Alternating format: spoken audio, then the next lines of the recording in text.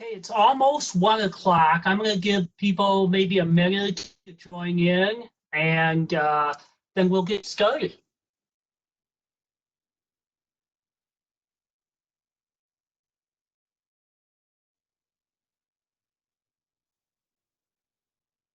This is Davlin Miller at the Career Services Center as well.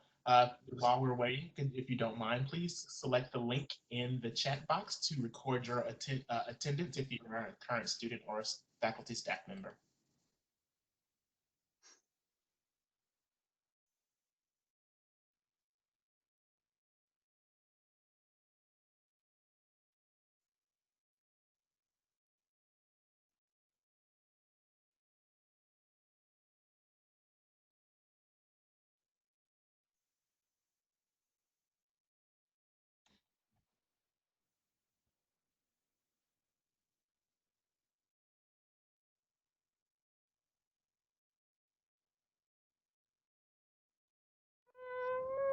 It's a little bit after 1, so I think we will get started. Let me introduce myself. My name is Tom, and I am a career consultant in the Office of Career Services at the University of Toledo.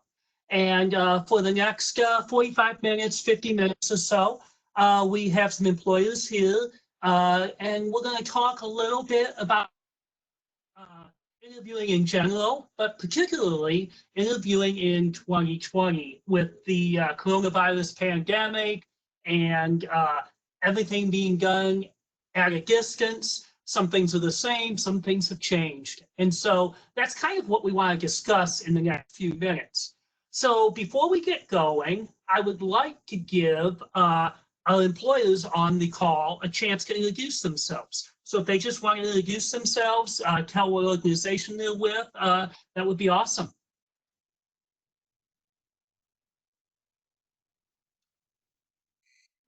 I can start. So my name is Hillary Kessler. I am with Nationwide Children's Hospital in Columbus, Ohio. Hello, everyone. I'm Eric Jones with Quicken Loans and Rocket Mortgage, based out of headquarters out of Detroit, Michigan.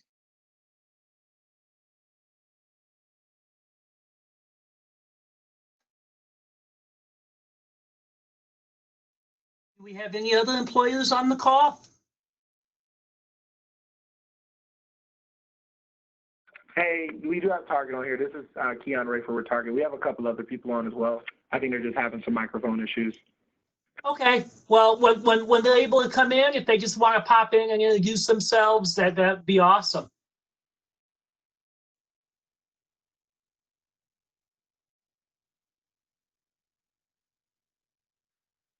I think we'll get going, and just going to throw this out here for any of you to answer, and that would be someone has an interview. How should they prepare for that interview? And that could be both in person and a virtual interview.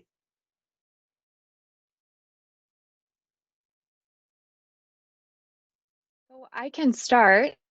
So we are a little bit newer to virtual interviewing.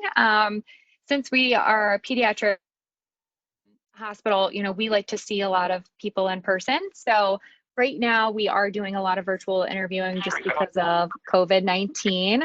So there's a lot of things that, I've said are a little bit different, but I still think you should probably prepare the same. So make sure that you are dressed appropriately, you have done your research ahead of time, you have questions. I almost think that those should be even more important if you are doing a virtual interview, just because it's a little bit tougher to make that like human, connection right off the bat because you are talking through a screen.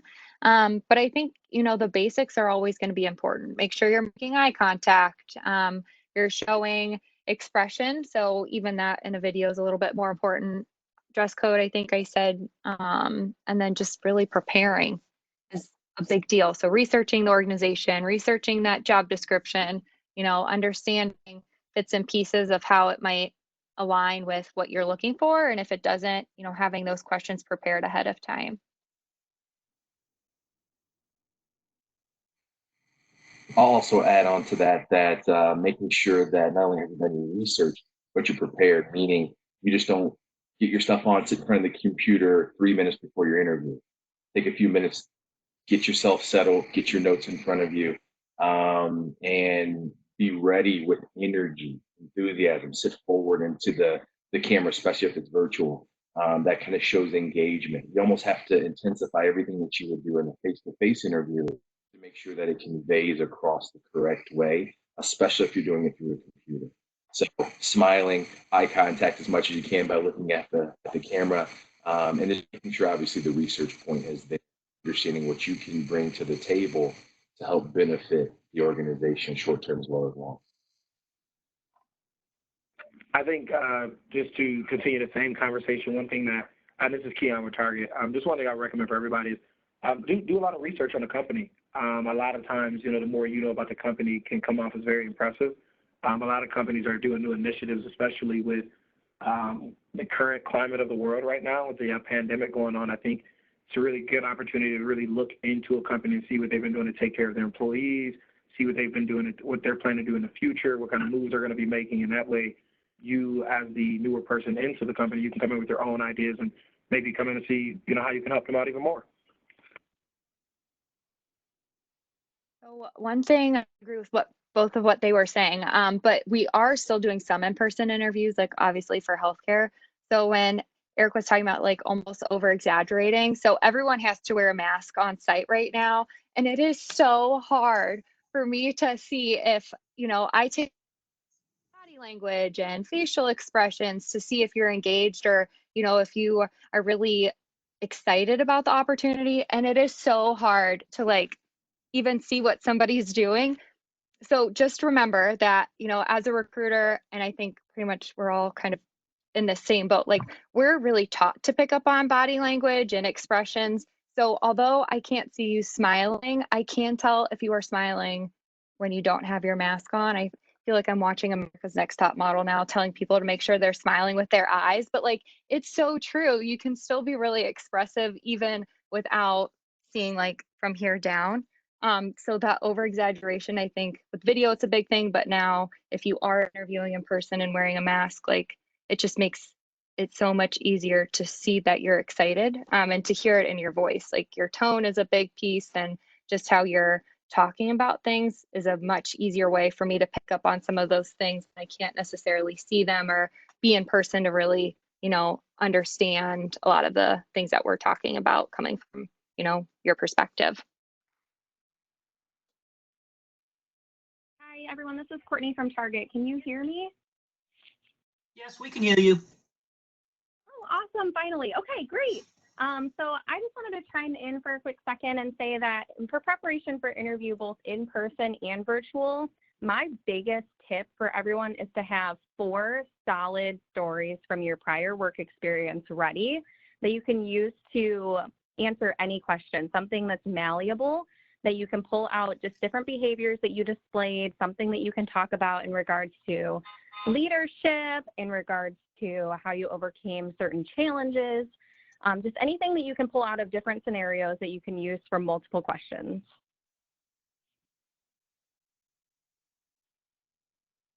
I'm going to just volunteer some extra information for everybody because Courtney didn't want to let everybody know, but Courtney's a UT alum, for those of you guys who didn't know that. I just want to throw that out there.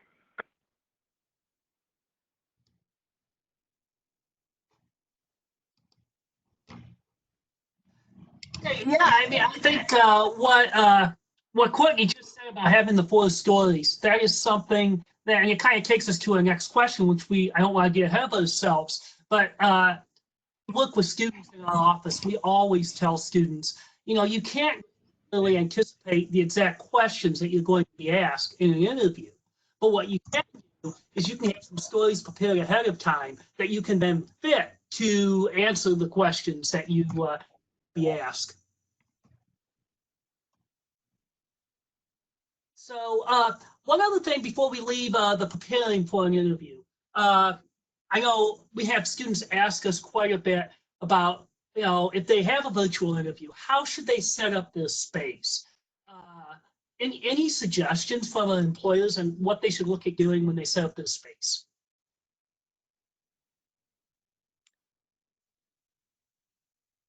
think to just test it out ahead of time. So make sure that your camera's working, your sound sounds, you can hear things coming from it and your microphone's on set up.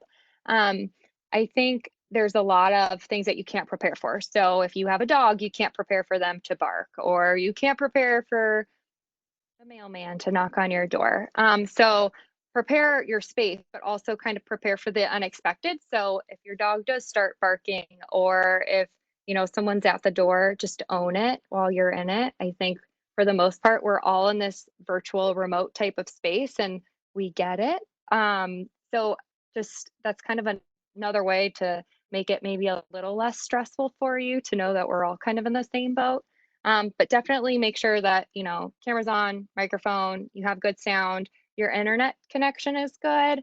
If for some reason, it's a little bit spotty, I've been telling people to just use their phone and use, turn the Wi-Fi off on their phone to use their data. That might have a little bit better of a connection. And then lighting really is a big one, because if you have a window behind you, it might look really pretty, but then a lot of times I just see this like shadow because it's coming in too bright. So just, there's all those things you can test out ahead of time. Don't think you have to get really fancy and buy one of those like selfie lights. But just that, you have kind of the basics covered. I don't really care what's in your background a lot, as long as it's like not something, crude or illegal.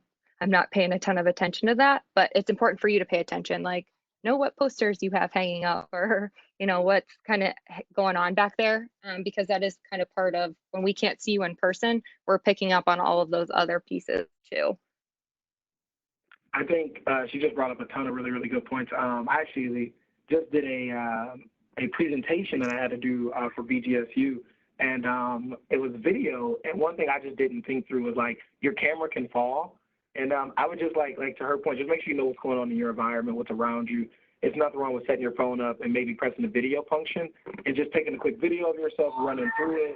That's something I did a lot when I was getting ready to do this presentation, just because I was kind of nervous. I'm not very used to doing video presentations. So I practiced a few times and just watched myself on video, and I was able to see like, okay, when I sit like this, I don't like the way I look, or I don't like the way my shirt bunches up in this way. And those are things that you can catch ahead of time that, somebody might not say anything about. But, if it'll matter to you, it's a good thing to go ahead and catch it before the interview. Hi, this is Kai with Target. Something else that I just wanted to stress that is important as well is camera angles. You want to make sure that the camera is placed at an angle that is really suiting, kind of to piggyback off of what Keon said. You want to make sure that it's no weird or awkward angles where, we're staring down either like at your forehead, or we're staring up at your nostrils or your chin. So you just want to make sure, that even though it is a virtual interview, that you want to present yourself in the best manner. So a lot of that plays into camera angles as well. So kind of a funny note, I don't know if anyone watches Good Morning America, but that is the prime example of a camera angle. So one of their like reporters, he had like a shirt, a button-down shirt on, a tie, a jacket, but then he was like literally in his underwear and had no idea that everyone could see him.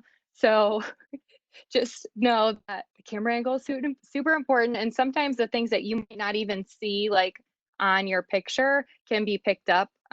Zoom is one where, you're looking at something, but from another view, the screen might be bigger so they can see more. So just keep that all in mind, and please wear pants.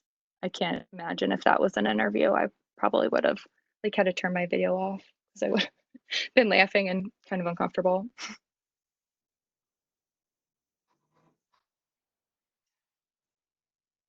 Do we have, who's looking at the chat? Do we have any questions in chat at this point?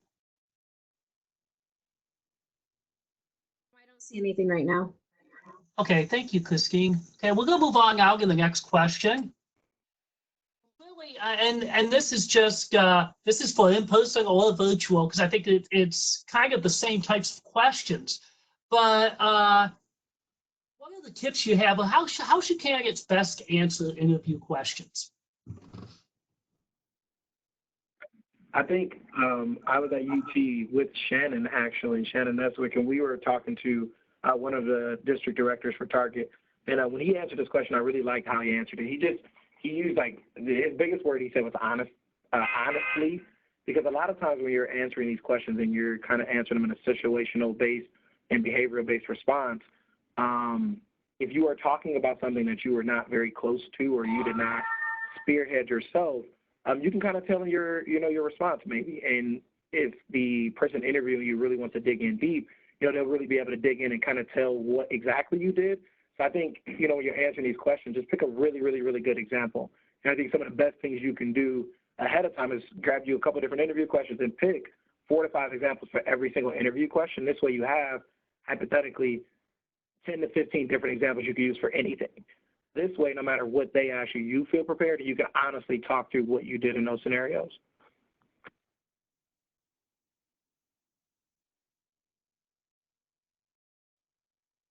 Please don't answer Hey, something. can everybody hear me out here?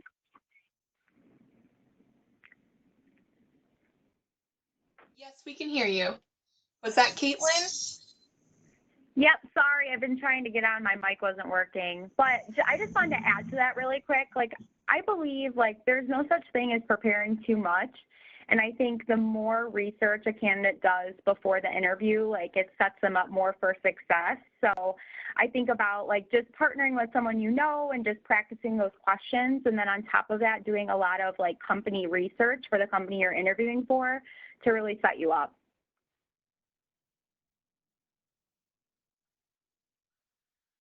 I think one big thing is don't give a yes or no answer. So even if it's a question that is a yes or no would be the answer, make sure you always have something to back it up.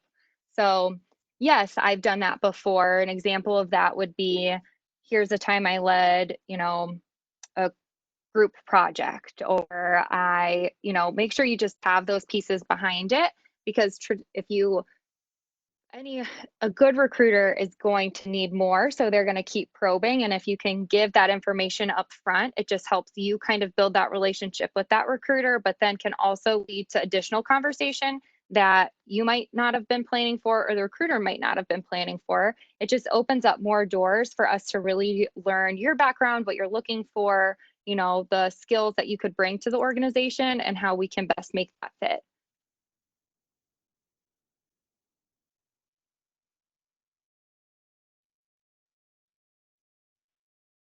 Hey everyone, this is Courtney again. I wanted to chime in and say too that being precise and concise is key when you're answering interview questions also. You want to lead with your bottom line up front. So when you're talking about a situation that you may have lived through, something that you've experienced in your past work experience, you want to make sure that you're driving home what the actual reasoning is why you're using that example. So if it's something in regards to that you experienced for overcoming an obstacle, you want to talk about exactly what that obstacle was, play out that situation, and reduce as much gray area as possible. Try not to use filler words. Make sure you're using the key details so that way you keep the interviewer engaged in your response, and you don't allow them to maybe start thinking about other things, think about the next question, and become disengaged from what you're speaking on. Make sure you're using prime examples, something that you can continue to build upon, like they said previously, if they ask more additional questions, but try not to incorporate any gray area if possible. I think where Courtney started at with the conciseness, that was perfect, because personally, I've doing my first few interviews, interviewing after college, I'm a talker. I had no issues talking and gabbing with the person I was interviewing with, and I think that works when you're a lot younger, and that works when the person you're interviewing with has more time on their hands. But as you start, leveling up through these companies and you're doing bigger and better interviews, these people you're interviewing with, they know exactly what they want. They know exactly the skill set they need, exactly the kind of qualities they need. Your job in that, 30 minutes to an hour is just to show them that you have that skill set or what skill set you possess. And to her point, you got to find quick, concise ways to be able to showcase that. That way, they're not thinking about the next person after the interview or possibly what they're going to eat for lunch.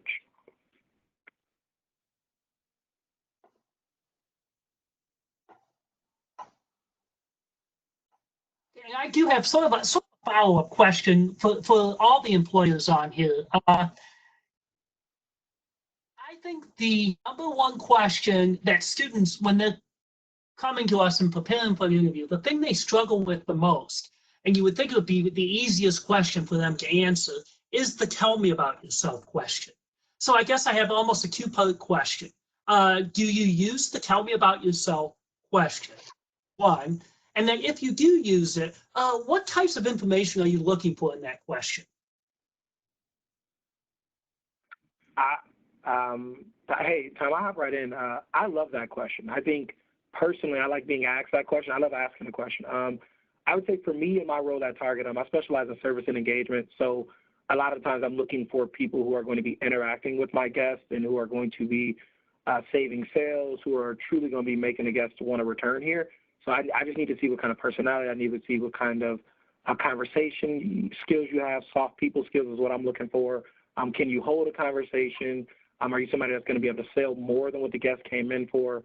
So I would say for me, I'm looking for the conversation piece. You know, even if you tell me about something completely off the wall, that's fine with me. But what did that conversation look like? You know, was it very organic? Was it very natural? Or was it a very forced conversation? Spot on. Same thing here on our end too. As well. We're looking for if you get excited, do you show passion? Does your inflection of your tone in your voice increase? Does it show excitement? And then can you just basically communicate, talking about yourself a little bit, which was tough.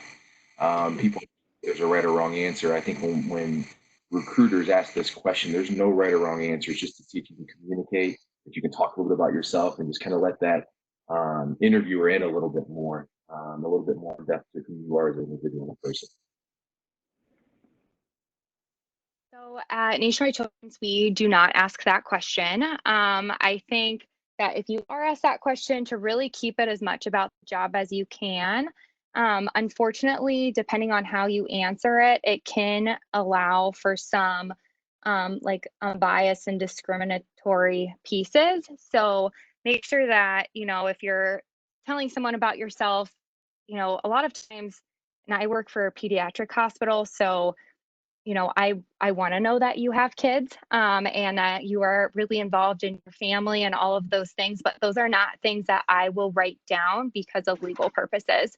So if you're going to talk about those things, make sure that it's all relating back to the role and why you're so excited.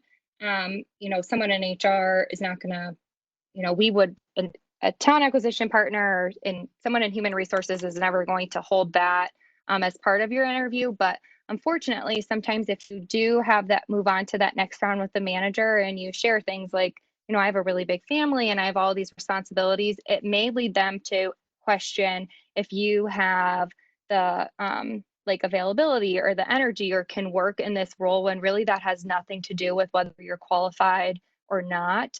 So just make sure that if you are answering that question, that you're really careful with what you're saying, because I would hate for you to maybe miss out on an opportunity because you spoke with somebody who wasn't trained on how to assess that question, or, you know, I just would hate for someone to miss out on an opportunity because they overshared.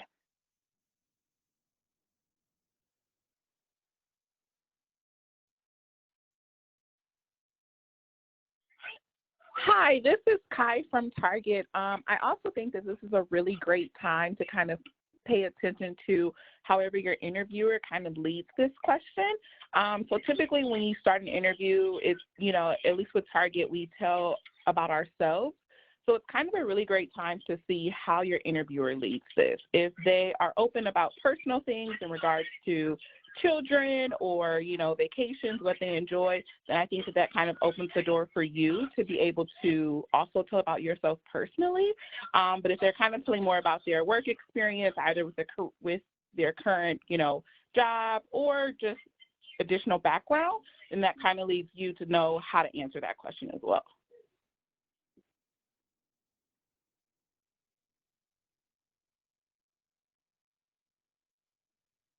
And then one more kind of follow-up question from the interview questions, how to best answer them. And that would be, we always tell students to make sure that they have questions prepared ahead of time to ask the interviewer. You never want to be caught with, do you have any questions for us, and not have anything. Can you make some suggestions about the types of questions that they should be asking the interviewer?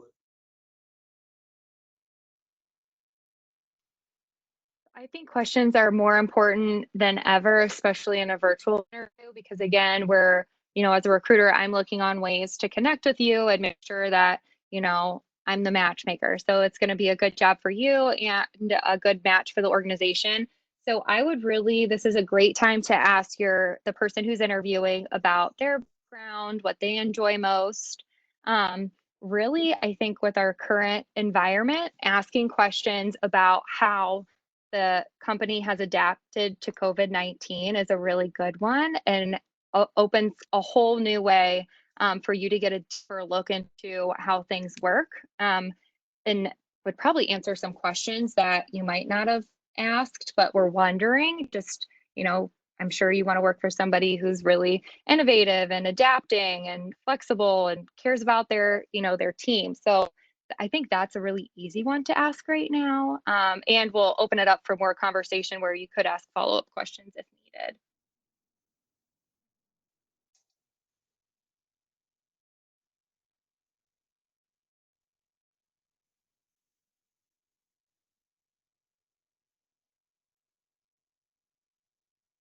Any other questions that students or candidates should be considering asking employers in the interviews?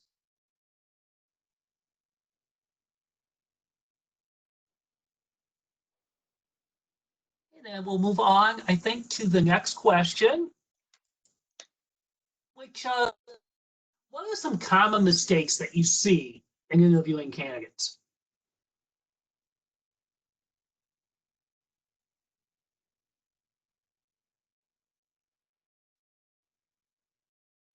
I think that they may just be unprepared or not really understand the company that they're interviewing for. So, so I work for Nationwide Children's Hospital, which is, nationwide insurance is close to us, but there's also a lot of other big children's hospitals within the state. So I seriously have people who tell me, I'm so excited to just have this opportunity to interview with Cincinnati Children's.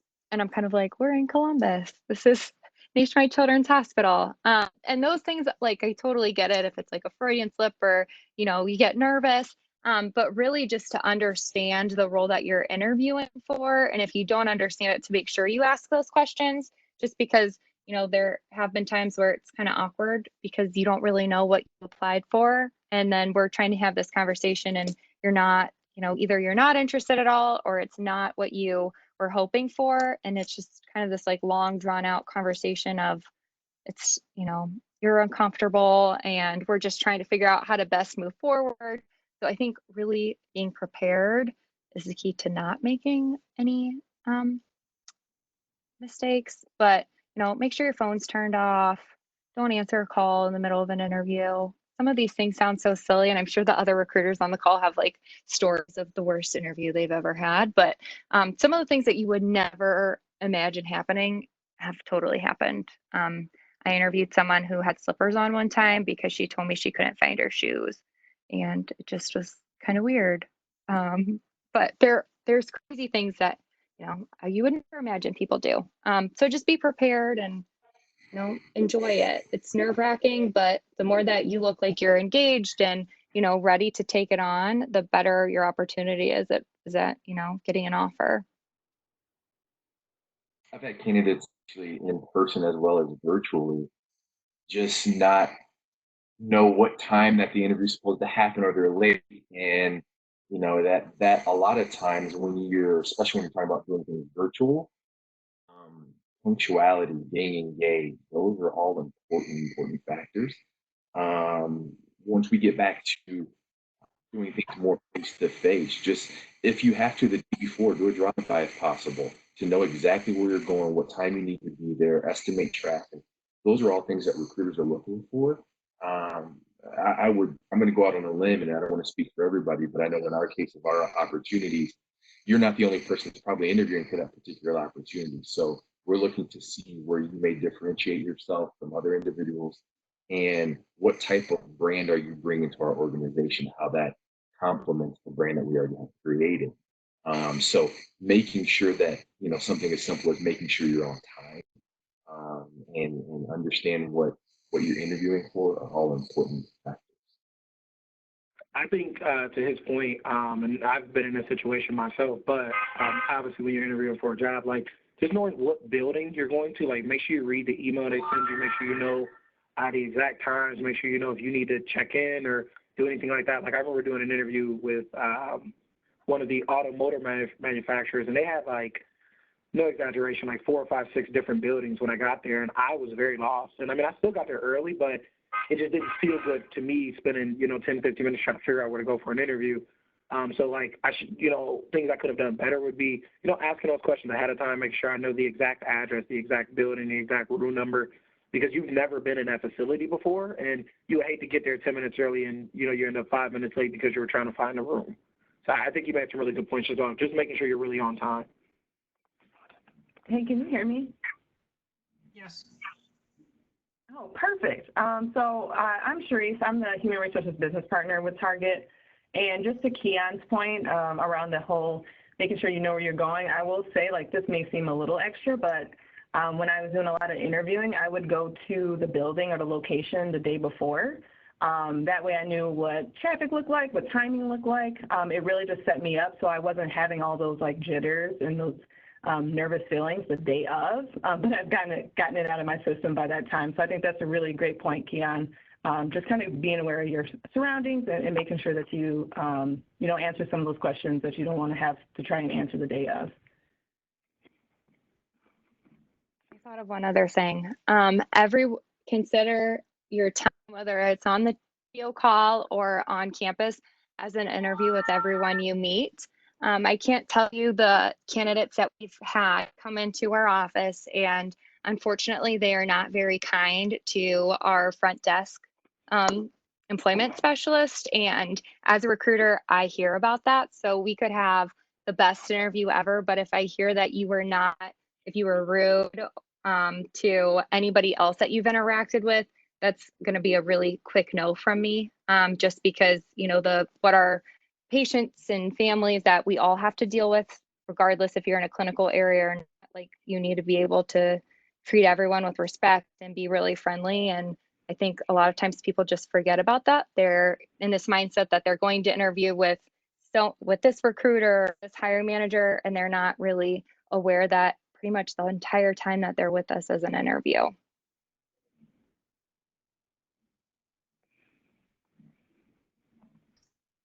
Yeah, absolutely. I tell students when I'm working with a student for an interview, because I know we do this in the office, is even if that person, the people that they interact with, if they're not part of the interview, we're probably going to pull them aside after the interview and say, what did you think of that person? Because you've interacted with them.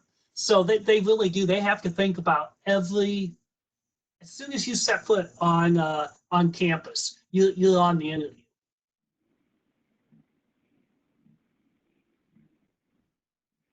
So one more question, because I know a lot of the recruiters have brought up the point that you want to know where you're going, you want to make sure that you're on time. I have students who will, they'll tell me they have an interview, and they'll have questions about the interview itself. There'll be questions that I can't answer that the person who has set up the interview should be answering for them.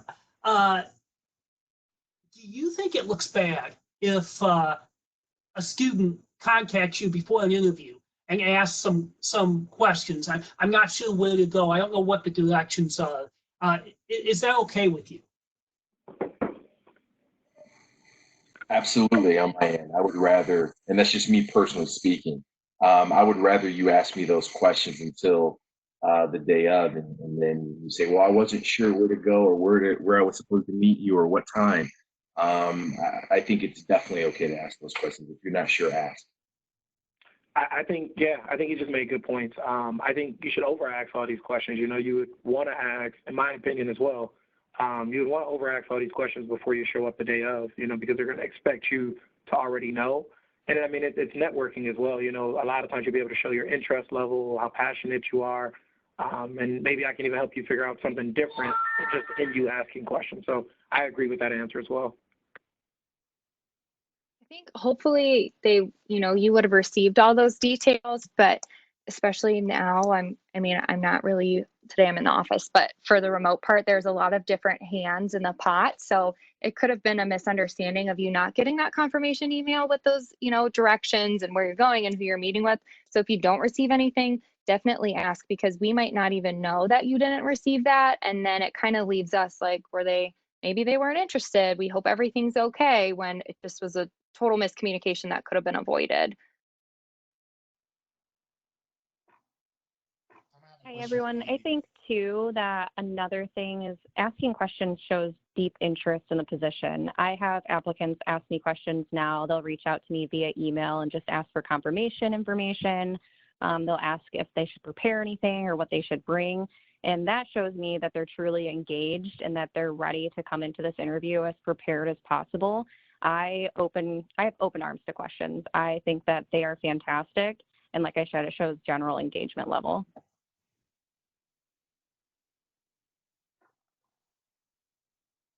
I have a question from the audience. Okay, go ahead, Davlin. This is from Bridget Keenan. She asks, should you look up a person who is interviewing you to learn about them beforehand? I think 1,000%. Oh, good. So I think LinkedIn's a really good network to connect with somebody on, to learn just about their experience, and then that can help you build those questions for when you do get to the interview. For talent acquisition, we have most of our recruiters or talent acquisition partners are really active on Twitter, so they're showing like a little bit of their personal side too, but also with the positions they're recruiting for, hospital culture, and something as like little as I have a black lab and you might have a chocolate lab. That's something that could just make you feel a little bit more at ease when you're coming in to an interview. And it's just a good icebreaker. If you already have some of those things, like, don't be super creepy and like really secretive, deep things. But just the things that are shared that, recruiters share on social channels, it's just a good way to connect and, build that relationship, but also an easy icebreaker.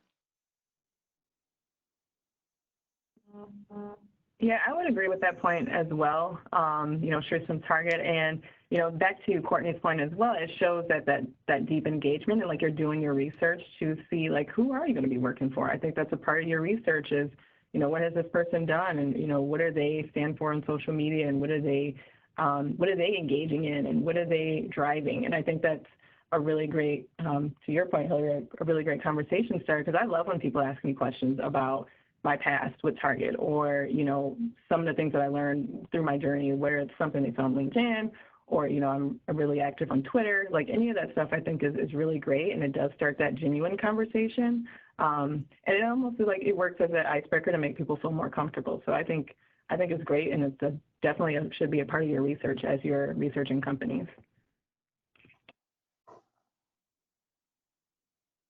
Y'all should really use your alumni network too. So you're about to graduate, if you are looking up somebody on LinkedIn and they're a UT grad too, that's just another thing that you have in common. And then maybe you can even use someone else to make that introduction. So even if you have an interview scheduled, you could say, hey, it looks like, we have this person in common, and to have somebody else reach out to, kind of give like a pre-reference about you is really helpful. But alumni networks are awesome. They stick with you hopefully forever. And they're full of a lot of resources too. So it helps you prepare, build that connection, and then really kind of start off on the best foot forward. I have a follow-up question from the audience as well, from Surya, I think. In that case, what do you do if there's no specific person for the interview? Well, I'm assuming she's thinking no specific person that is showing for that's going to be interviewing the person. So what should you do in that situation? I mean, personally, and this is just me, this is Keon from Target, I research everybody I talk to. So like the human resources business partner that y'all hear and talk from Target, some of my first interactions with her, I looked her up just because she was high up in the company, and I wanted to see who she connected with.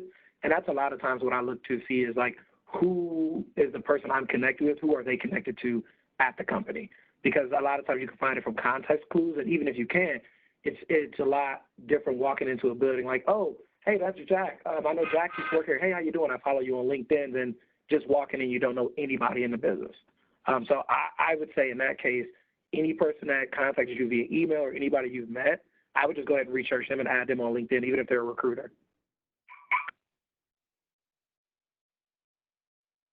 I think it's a lot of flags if there's nobody, like if they can't tell you who you're interviewing with.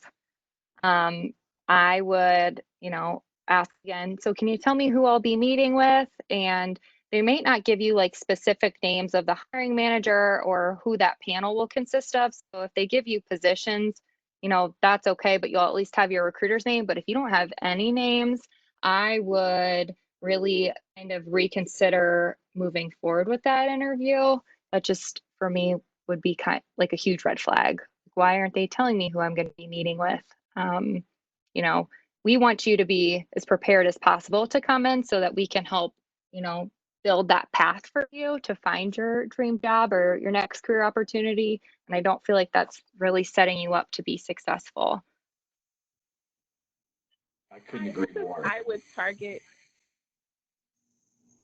I was going to say also, if you don't have any idea who you would be interviewing with, a good idea might be to look up a lot of the higher ups of the company, because that information for the most part is public knowledge depending on what company you're interviewing for. So for instance, if you weren't able to find the person you were interviewing for, hopefully the same values and culture kind of is a red thread throughout the company.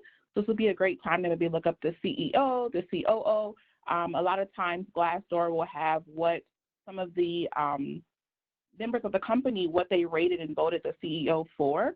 So this would just be a great time to really research who a lot of the board members are, the chair people are, so that way it'll kind of at least give you some type of introduction or idea to what you're getting yourself into with the people that you're working with.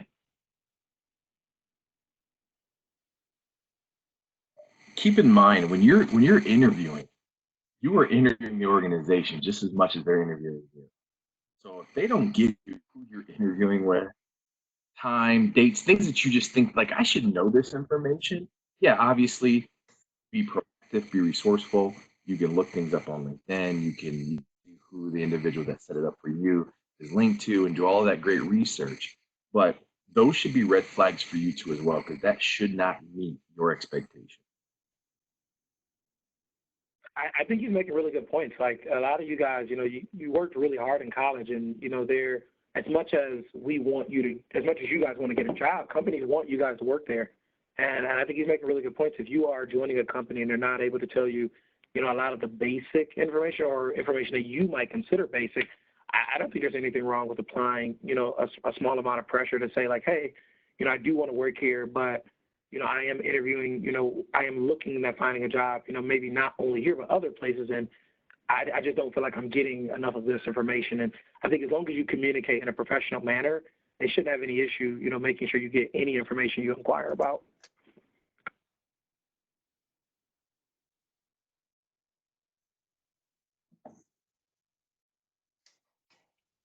And then sort of the last question, kind of wrapping it, because I want to bring it back to interviewing in 2020, really is the virtual interviewing. And so a few little things. How do you let your personality show at a distance when you're doing a virtual interview?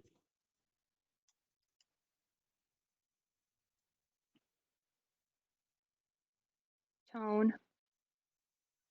We're trained to pick up on those people skills, soft skills. I feel like, for the most part, even if you're an introverted extrovert, as a recruiter, you read those things and you pick up a lot on them. So tone is one for me. If you are very monotone, depending on the role too, I think that's a big piece, but tone is really an easy way to show excitement, show that you're really interested in what's going on and engaged, especially when you're in this virtual space. A suggestion that I would love to give is treat it as though you're meeting the person face to face. That means you get up, you take a shower, you get dressed. If it's a phone, we do a lot of phone-based interviews before we set up our face-to-face interviews. We even do that before, obviously. The the virtual world has taken over. Stand up, walk around, look at yourself in the mirror, smile. That was all going to increase your tone. That's going to increase the energy that the person may hear your voice. And that may be that tweak that that recruiter is listening to from a personality standpoint. So try those things. Practice them first, obviously, before the interview day itself, but make sure that you're comfortable with that. Hi, everyone. This is Courtney. Another thing that I want to add in too is use the stereotypical practicing in front of a mirror. So standing in front of a mirror and practicing some of your responses that you may give to some of the questions can help you see how you're going to present it, or be presented rather, on the screen to whoever is interviewing you. And you can see what your facial expressions look like, what your upper body may look like in the screen, and just how you hold yourself in your posture, and make sure that you're not tense. Make sure that you're allowing yourself to show emotion, something that you can use to connect with the interviewer without being face-to-face.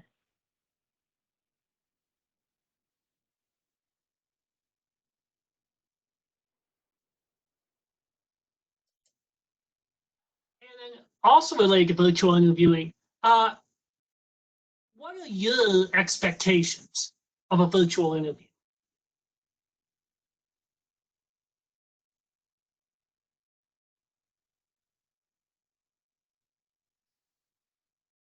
I think just to be present. So I know that there's a lot going on right now. We're in this really weird space with the pandemic, but my expectation is obviously for you to be prepared, but also to be present in that moment. So you're engaged with what we're talking about, you have prepared ahead of time, you've done your research, you've showered and, got dressed. I think just being present is a big one. I think, obviously with COVID-19, but just in general, everything is so tech, based, and that's something that we're really missing. So just doing that alone is a big thing for me to pick up on, and I appreciate it.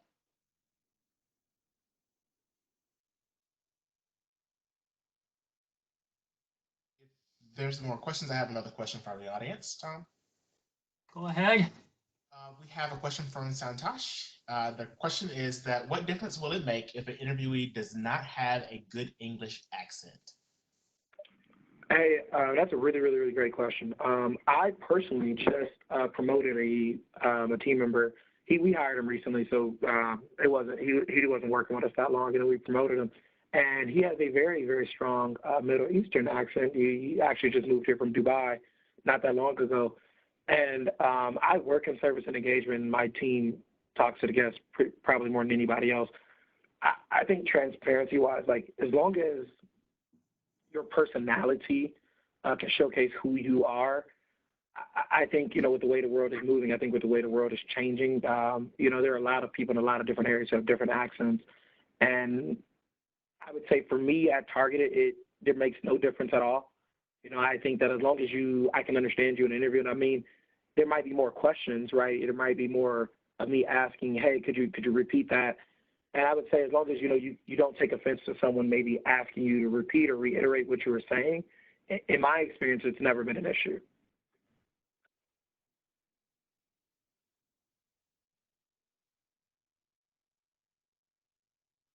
I think it depends kind of role you're going for or the area that you're working in.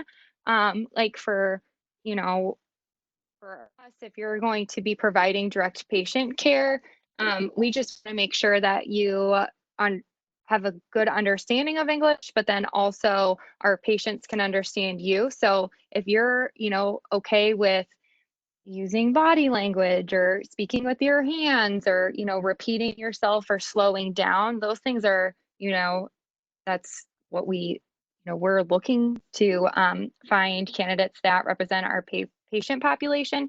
So those are all things that we're, looking for. But just for you to make sure that that would be an environment that you're comfortable in. If you're not somebody who really wants to repeat themselves a lot and, do those extra things, then we can find a different area for you that, in research or, on the business side where it might not be so much of this face-to-face conversation.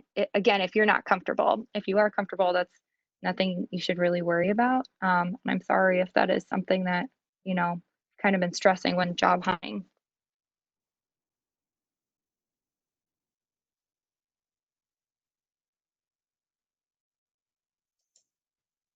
And then kind of the last kind of wrap up here for virtual interviewing.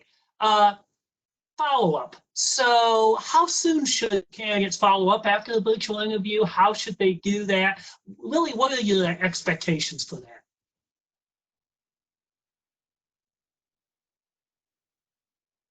I think a thank you is always important. And I would say within 24 to 48 hours. I sometimes lean towards 48 hours to give yourself some time to think about if there was another question you had, or if there was something that really stuck with you. That's just another opportunity for you to reiterate why you are interested in this role or working for this company, or, you know, ask any other questions, but really just to show appreciation for the time. And that goes a long way. Even if that, you know, the role you initially interviewed for isn't the right fit, a lot of times that follow-up makes a big difference. And then, you know, might open up another avenue that you hadn't considered before yet.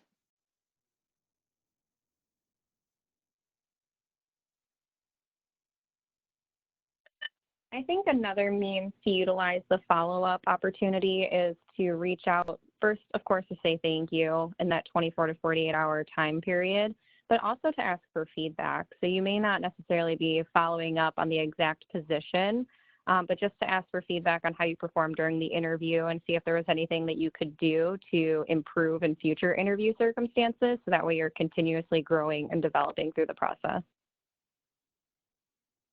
I think what Courtney said is phenomenal. I at one point had an interview that did not go well, and the interviewer at the end of the interview said, "Hey, I'm going to give you some feedback." And I remember it was really interesting because I've never been in a position like that. And she literally sat me down with my resume and gave me tons of really good interview feedback. And it helped me out a lot as far as going to other interviews. So I think for all of you guys, even if you have an interview that you don't feel really strongly about, even if you're just emailing and you don't think you're going to get a job, ask for feedback because you're going to interview again at some point. That was a really good call out, Court.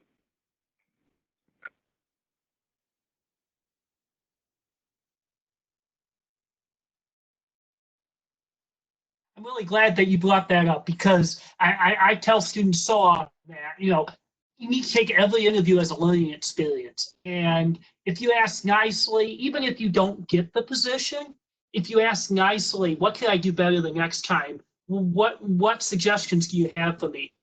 I don't want to speak for the employers and for the recruiters, but I think if someone asks nicely, asks for that feedback, they're probably going to get that good constructive feedback.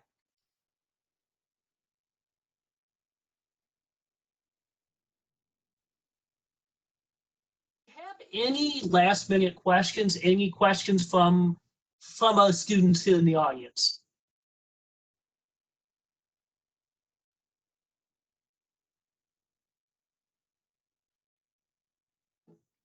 Well, I want to be mindful of everybody's time. We do have another session starting in about 7 minutes at 2 o'clock.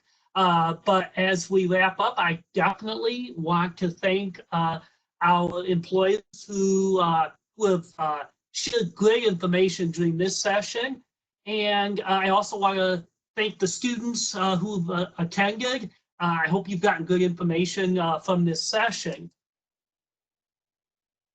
Graduating senior, please take the time to complete our first destination survey.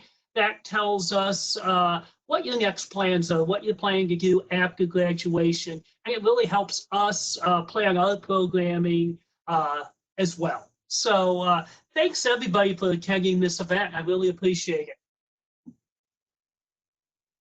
Hi, good luck. Congratulations on graduating.